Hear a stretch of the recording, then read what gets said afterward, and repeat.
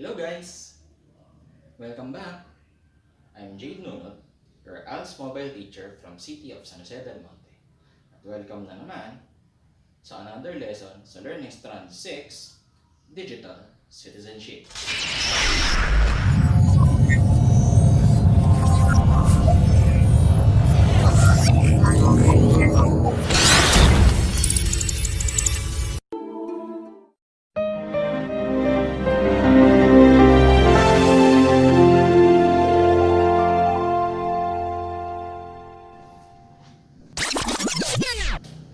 Oh, sandali na nga.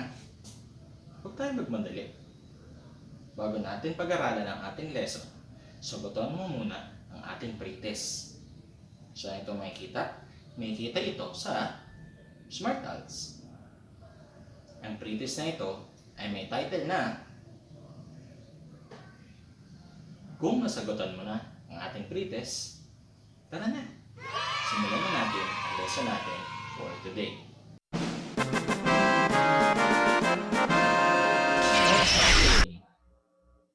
So, good day everyone. So, last time, we haven't uploaded a video lesson for LS6 in a while. So, today, we will discuss further lessons about LS6 or digital citizenship. But before that, let us discuss what we have learned last time. Ayan.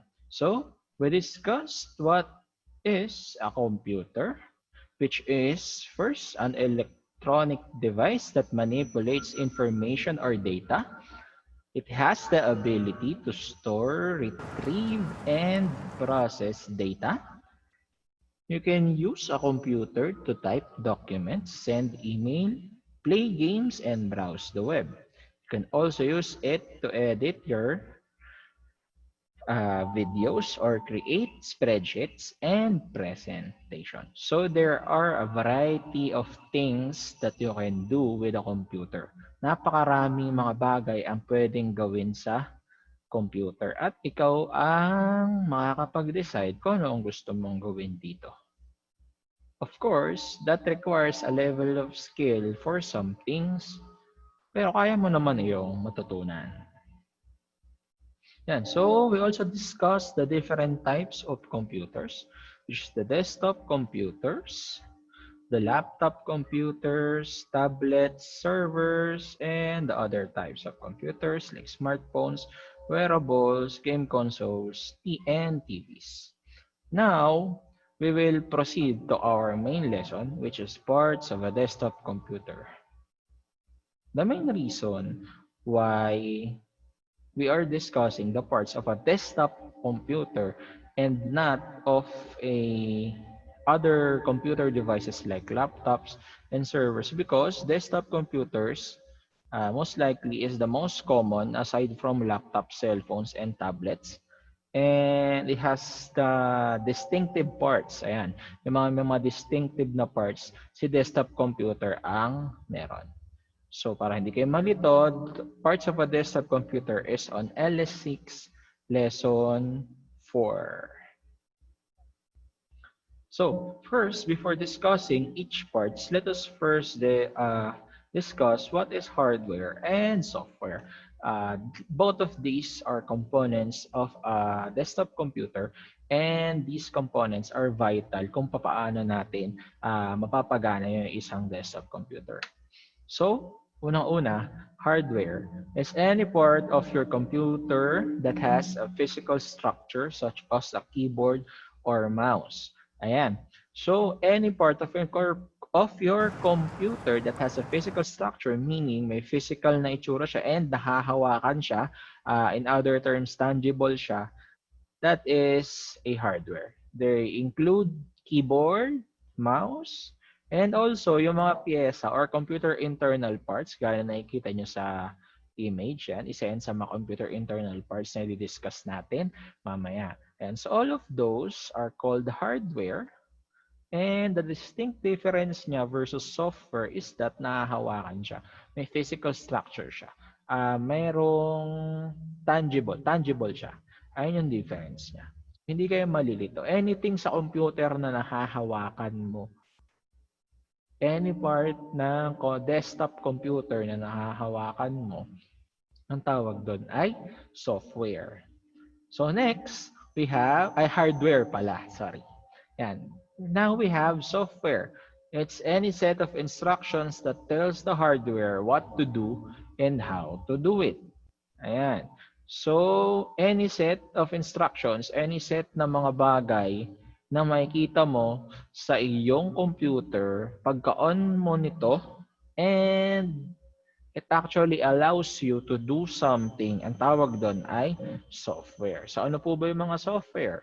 Includes web browsers. Ano po ba yung web browsers? Google, Mozilla Firefox, Internet Explorer, etc. Games. Yan. Siguro naman, di ko na kailangan isa-isahin lahat ng games. Yan. Games, computer games, and word processors like Microsoft Word, Microsoft Excel, Microsoft PowerPoint, and yung family of uh, applications na kasama sila doon. So Microsoft Office basically.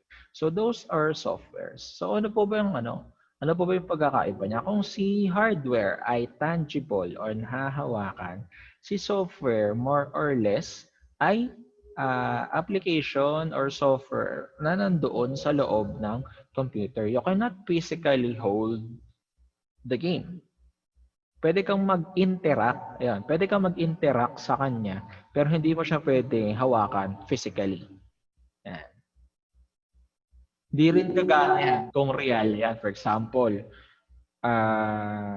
of course, there is hardwares to be used to install these softwares.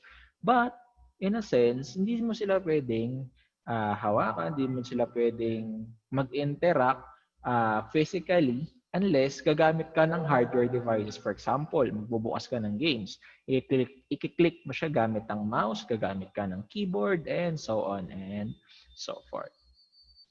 So now, we go to the basic parts of the computer. The first one is the computer case. The computer case is the metal and plastic box that contains the main components of the computer. The front of the case usually has an on and off button and one or more optical drives. So, ayan.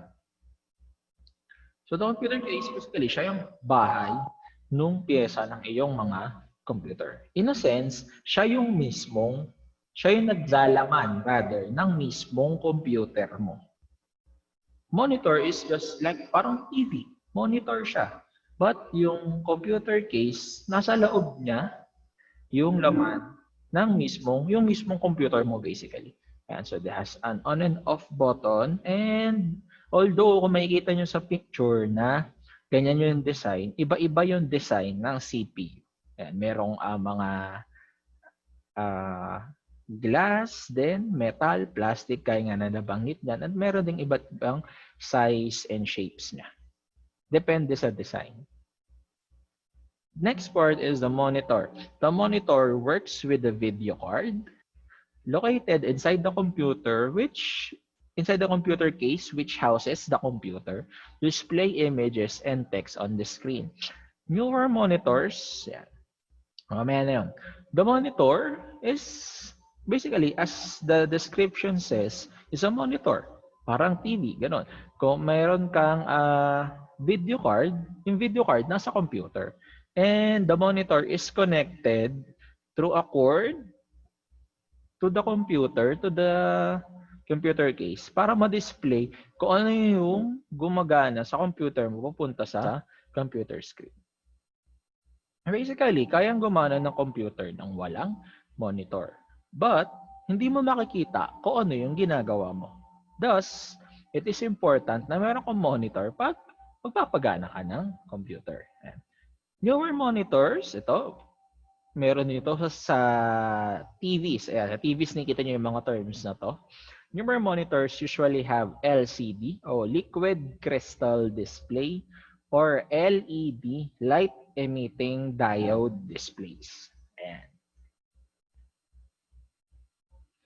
Next is a keyboard. The keyboard is one of the main ways to communicate with a computer.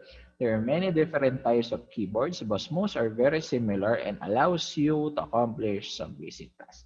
So, keyboard in a sense is one of the main ways kung paano mo mai-interact yung mga ginagawa mo sa computer. So, kasama ni mouse, siya yung madalas na gamit na part of a computer. The mouse is another important tool for communicating with computers. Commonly known as a pointing device, it lets you point to objects on the screen, click on them, and move them. There are two main mouse types, optical and mechanical. Ayan, andun pala. Optical mouse, mostly kung makikita nyo siya, yung may laser sa ilalim. Ayun yun. Yun si optical mouse. Si mechanical mouse naman, ayun yung parang may ball na minsan nga sa iba tinatanggal-tanggal pa nila is nililinisan. Mechanical mouse yun yun. May roller siya, may para mag-roll yung mouse kapag yung ginagalaw. Okay, next. So, we now discuss the parts of the computer case mismo. Kasi importante din na malaman natin kung ano yung parts nito. Although yung makikita yung picture ay isang design mostly, iba-iba yung itsura ng computer case na meron ang bawat tao sa kanilang computer. Pero, iba dito pare-parehas rin naman yung functions ng mga buttons at most of them, lahat sila meron ito. Okay. The first one is the optical disk drive, often called CD-ROM or DVD-ROM drive. This lets your computer to read CDs and DVDs. So, sa ngayon, wala nang mga computer masyado na merong CD-ROM or DVD-ROM drive. Mostly USB ports na ang meron sa kanila. Although there are some that still has one. And laptops, alam ko sa laptops, onti na lang din yung meron. But brands such as Dell, meron pa rin silang mga CD-ROM. Kasi most of the most of the installers kasi dati ng applications and softwares ay nasa disk drive. Pero ngayon kasi meron na tayong flash drives eh. Kaya mas portable, mas madali, and mas secured. Ayan. Next is the power button. So basically, the power button is to power the computer on and off para magbukas at magsara ng iyong computer. Next is the audio in and audio out. Audio in and audio out, or the audio ports, are ports that are used to connect speakers, microphones, and headset. Meron talagang mga audio ports na nasa unahan ng computers. Kagaya nga ng example dyan kasi para hindi na magpakahirap yung mga gumagamit na ilagay pa sa likod, kasi meron din sa likod niyan eh, na ilagay pa sa likod yung port, yung speakers nila. So yun yung purpose niya. Next, USB or Universal Serial Bus port. So, ito yung isa sa misconceptions natin. USB is different from flash drive. Flash drive is the device. USB is the port. Kaya ang tawag sa kanya ay USB port. Most desktop computers have several USB ports. These can be used to connect almost any type of devices. Ayan. Any device sa may USB port ay pwede mong mai-connect sa isang na may USB. Pwede mong mai-connect doon sa USB port. Ayan. Meron siya sa harap, medyo sa likod, at nagva-vary ng number. Next, power socket. Power socket, this is where you'll connect the power cord which will connect to the computer. Doon tayo sa back of the computer case. Meron din tayong audio in, audio out, or the audio port sa likod. Meron tayong Ethernet port, or the port that connects the device, the computer, to the internet. So, sa pamamagitan, syempre, ng cord. Hindi pwedeng walang cord yan. Hindi yan wireless. USB ports din. May USB ports din sa likod. Monitor port. Yan, yes. Ito yung port na magko-connect sa monitor mo papunta doon sa CPU. Ayan. Serial port for other peripherals such as digital cameras, ayan, and other devices na walang compatibility sa USB ports. Pero sa ngayon kasi most of the devices kasi na ginagamit natin ay compatible na sa USB ports. Yan, PS2, yan, the sports, yun, kung makikita nyo sa picture, yung green at purple na bilog na port, siya si PS2. Sa mga lumang computer, meron yan. Ayan, kung makikita nyo. Yung dalawang yan, I used to connect the mouse and the keyboard. Dati, yan, the mouse port is green and the keyboard port is purple. Pero sa ngayon kasi, ang port ng mouse and keyboard ay na-replace na ng USB. Yan, USB port na. Expansion slots. Expansion slots are where expansion cards are added. Ayan. May mga expansion cards kasi na ginagamit para mag-improve ng performance ng iyong computer. Parallel port, an older port that is less common on the new computers. And ito ay napalitan na din na USB. Yan. Kaya nga siya universal serial bus port. Kasi most of the devices ay siya na yung ginagamit. Yan. So inside the computer naman tayo. Napunta sa harap, sa likod, sa loob naman tayo. The first one is the motherboard, which is the computer's main circuit board. It's a tin plate that holds the CPU, memory, connectors for the hard drive and optical drives, expansion cards to control the video, and connection to your computer ports. And pinakahuli, the motherboard connects directly and indirectly to every part of the computer. Siya yung main na dinadaanan ng lahat ng iyong ginagawa. Lahat ng parts ng iyong computer. So mostly lahat ng ginagawa mo sa computer mo ay kumokonek sa kanya. Dumadaan muna sa kanya. Kaya nga motherboard. Siya muna bibigay ng permiso. Siya yung nanay para gumana yung computer. Central Processing Unit or CPU is called the processor. It's located inside the computer case on the motherboard. Nasaan siya? Inside the computer case on the motherboard. It is sometimes called the brain of the computer and its job is to carry out commands. Ayan. Kahit anong ginagawa mo sa computer, pumindot ka sa keyboard, nag-click ka sa mouse, may binuksan kang games, nagbukas ka ng Facebook, nanood ka sa YouTube, lahat yan ay nag-send ng instructions na ipinapadala sa CPU para ito ay gumana. Next, RAM, Random Access Memory, is a system short-term memory. So whenever your computer performs a calculation, it temporarily stores the data in the RAM until it's needed. So for short-term na ginagawa mo sa computer, siya ay na-install or na-install rather, na ilalagay, na-store rather sa ating RAM or random access memory. The hard drive is where software, documents, and other files are stored. The hard drive is a long-term storage, which means the data is still saved even if you turn the computer off or unplug it.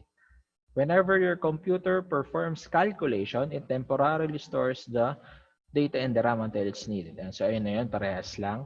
The hard drive is where software, documents, and other files are stored. Kung si RAM ay short-term memory and storage, si hard drive ay long-term storage. So anything na ginagawa mo sa computer mo, na pagbukas mo, andun pa rin siya, nakalagay siya sa iyong hard drives. Kaya minsan, kapag nagkakaproblema yung computer sa hard drives, ang nangyayari, may nawawalang importanteng file sa iyong computer. Power supply unit, basically, siya yung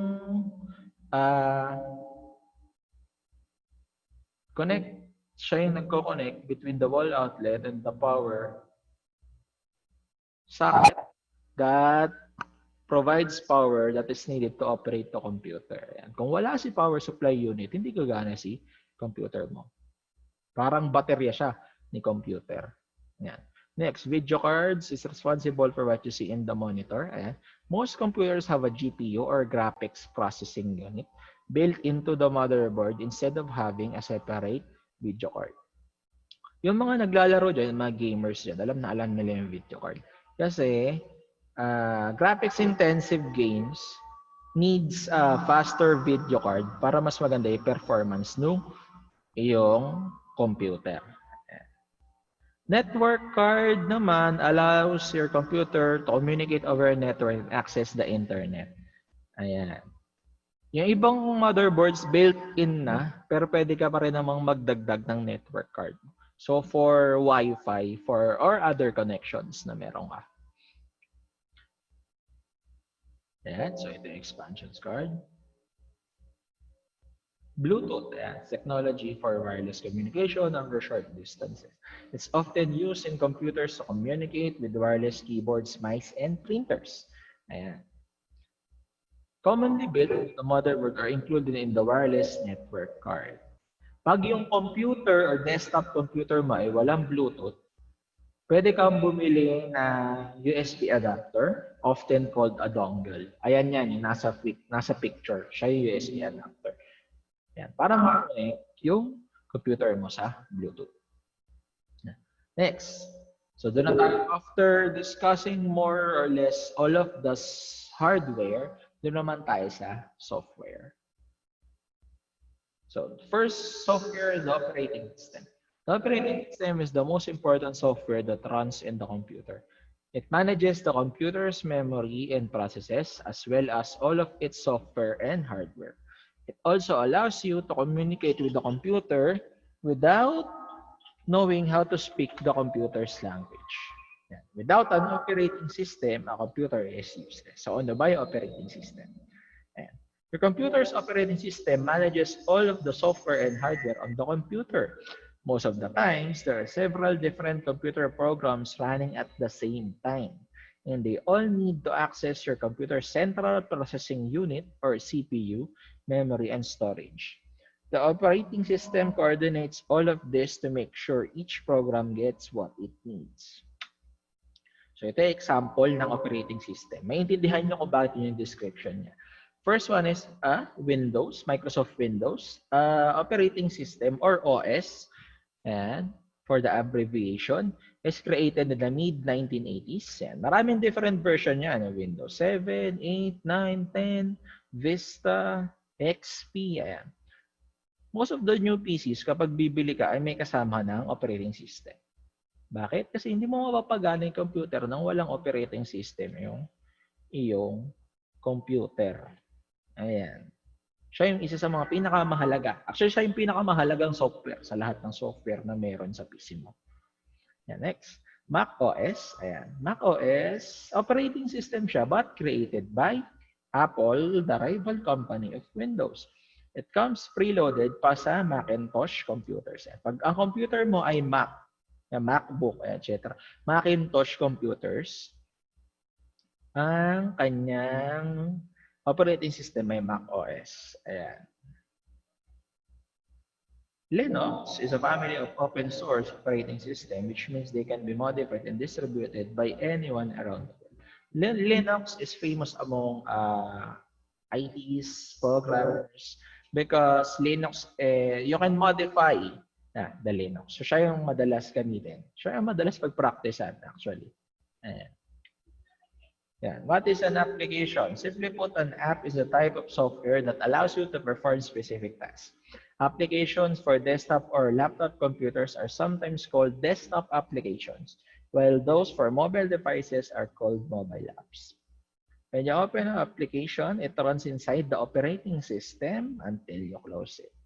Most of the time, you will have more than one application. Yan, so syempre, hindi naman lang isa yung binubuksan natin na application. And it's also known as multitasking. Ano ba yung mga desktop application? Unang-una dyan, yung word processors. Ano ba yung word processors? Microsoft Word. Ano pa? Microsoft Excel, Microsoft PowerPoint, and marami pa yan. Yung mismong pamilya ng Microsoft Office. Magkakasama sila. In the course of our learning sa LS6, tatlong importanteng word processor yung i-discuss natin. Si Word, si Excel, si PowerPoint. Ayan. Word processor allows you to write a letter, design a flyer, and create different types of documents. So, napakalawak ng kayang gawin ng Microsoft Word.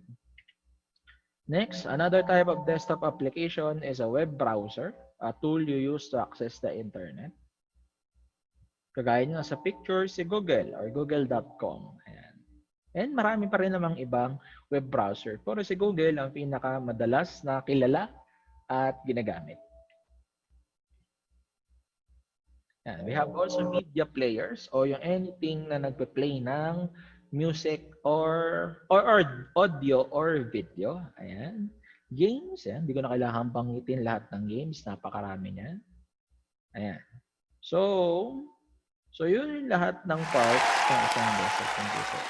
Now, for your activity, Okay, I'm ready. please identify the different parts of the computer na nakikita nyo sa image.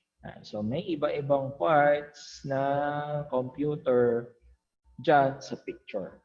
Ang gagawin nyo po, please identify ilan ba yan? 1, 2, 3, 4, 5, 6, 7, 8, 9, 10. Ayan.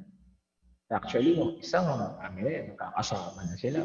But you can identify, you should pala, identify these parts and message me in Edmodo, the SMART-ALS account, para sa inyong answers. Okay? And our lesson for today. Please answer the quiz, which is the post test rather in Edmodo. So, without Okay, I'm further ready. ado, let's end the lesson and good luck in your post test. Congratulations! Ngayon naman, alamin natin kung talaga bang natutunan mo ang lesson natin. Sagutan ang post-test na ito na nandito natin sa SMART-ALS. Upang malaman natin kung ano ba ang natutunan mo sa lesson natin.